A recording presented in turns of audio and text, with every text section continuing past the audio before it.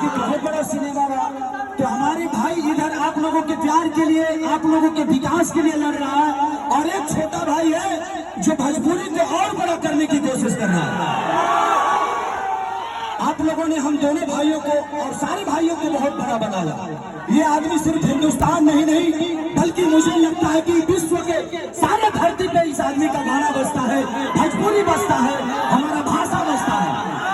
तो सोचिए कि जिस दिन ये आदमी एक सांसद बनेगा, सोचिए कि हिंदुस्तान है ना, अमेरिका तक ने कारा काट के विकास खोजे।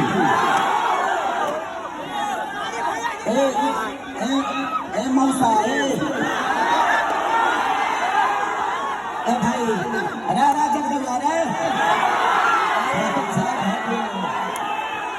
हमारी जो माता बहन बेटी है, एक चाची तू कहे के घुस गई है, मैं मरद में तो दबा के केचू छोड़ दे लगा, तू कहे के आगे दादा।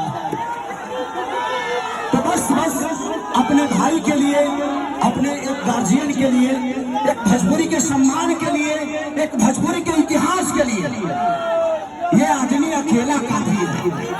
आप लोगों ने जो साम्राज्य और जो प्यार और सम्मान दिया है पवन सिंह को, मुझे नहीं लगता कि आज तक किसी भी नेता को मिला होगा, और इस सम्मान को कम नहीं होने देना।